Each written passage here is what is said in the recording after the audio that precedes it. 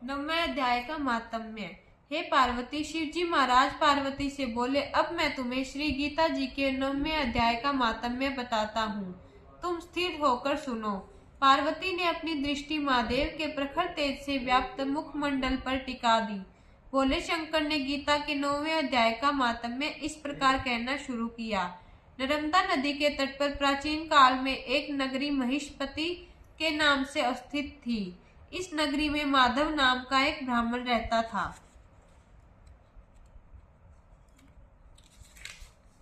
वह वेद वेदांगों का ज्ञाता तथा संतों अतिथियों की सेवा करने में बड़ी रुचि रखता था। उसने अपने ज्ञान तथा विद्या के बल पर बहुत सारा धन कमाया था, किंतु उसे सदैव एक ही पीड़ा सताती रहती थी, और वह पीड़ा यह थी कि उसकी कोई संतान न थी। उसने संतान प्राप्ति के अनेक उपाय किए, किंतु कोई संतोषजनक परिणाम प्राप्त न हो सका। एक दिन एक तेजस्वी कापालिक ने उसे कहा कि यदि वह एक यज्ञ का आयोजन करे तो इस यज्ञ में अजामेध का भी प्रबंधन हो तो उसे संतान प्राप्त हो सकती है। तब यह जानकर उसने अजामेध यज्ञ करने का निश्चय करके एक विशाल यज्ञ का आयोजन किया। उस यज्ञ में बलि देने के लिए एक बकरा मंगाया गया। बकरे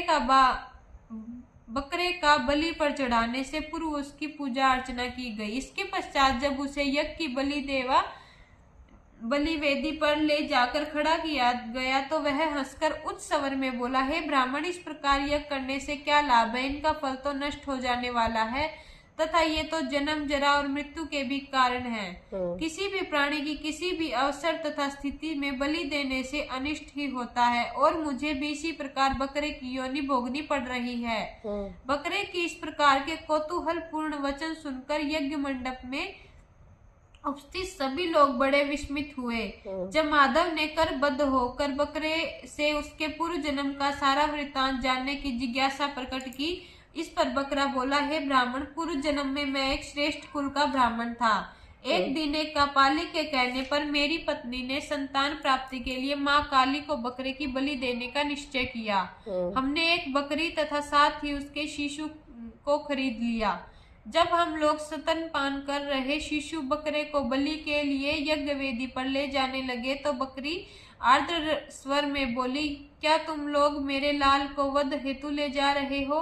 नहीं, ब्राह्मण बोला, इसे हम माँ काली के सम्मुख बलि देने के लिए ले जा रहे हैं। इससे क्या होगा? इसमें माँ काली प्रसन्न होगी और हमें मनवांछित फल प्रदान करेगी। नहीं, कदापि नहीं, बकरी बोली, मेरे लाल का रक्त पाकर माँ काली कदापि प्रसन्न न होगी और न ही तुम्हें मनवांछित फल प्राप्त होगा, बल्कि इससे तुम्हारा अनिष्ट ही होगा। अपने बच्चे के प्राणों के मोह में आकर तुम मुझे अपने कर्म के च्युत नहीं कर सकती। ब्राह्मण दृढ़ स्वर में बोला, मैं अवश्य ही माँ काली के सम्मुख इसकी बलि चढ़ाऊंगा। यह कहकर मैं उस शिशु बकरे को लेकर चल पड़ा। तब बकरी आंसू बहाती हुई बोली, हे ब्राह्मण, तुम स्तनपान कर रहे मेरे इस शिशु की बलि हेतु ले जा रहे हो तो मैं तुम्हें शाप देती हूँ कि न तो तुम्हें अपना मनवांछित फल ही प्राप्त होगा और न ही तुम्हें मुक्ति मिलेगी, बल्कि इसके विपरीत तुम्हें भी बकरे की योनि ही भोगनी पड़ेगी। मैं फिर भी उस शिशु को बकरे को यज्ञ वेदी पर ले गया और माँ काली के सम्मुख उसकी बलि चढ़ा दी गई। किंतु काफी समय बीतने के बाद भी मुझे संतान प्राप्त न हुई। जब कालवश मेरी मृत्यु हुई तो मुझे मुक्ति भी न मिली और विभिन्न योनियों के कष्ट भोगते हुए अंततः मुझे बकरे की है योनि प्राप्त हुई। बकरे की यह बात सुनकर सभी आश्चर्य में पड़ गए। वह बकरा पुनः बोला, हे द्विज श्रेष्ठ, यदि तुम अपना उद्धार करना चाहते हो तो मैं तुम्हें एक कथा सुनाता हूँ। प्राचीन काल में मोक्ष प्रदान करने वाली नगरी कुरुक्षेत्र में सुदर्शन नामक एक राजा राज्य करता था। एक बार सूर्य ग्रहण के अवसर पर उसने किसी विद्वान ब्राह्मण से पूछा, हे ब्राह्मण, इस सूर्य ग्रहण के समय मुझे किस वस्तु का दान करना चाहिए जिससे कि राज्य भर के प्रकोप शांत हो जाए और अनिष्ट की कोई आशंका ही न रहे। इस प्रश्न के उत्तर में ब्राह्मण ने बताया, राजन, यदि आप एक काल पुरुष में दान कर दे तो निश्चय ही राज्य भर के प्रकोप शांत हो जाएंगे और अनिष्ट की आशंका भी जाती रहेगी। तब राजा ने पवित्र नदी में स्नान करे ज्ञानी गीता पाठी ब्राह्मण को एक काल पुरुष का दान किया। ज्ञानी गीता पाठी ब्राह्मण ने जैसे ही काल पुरुष का दान स्वीकार किया तो काल पुरुष का हृदय विदीर्ण कर वहां पर एक चांडाल तथा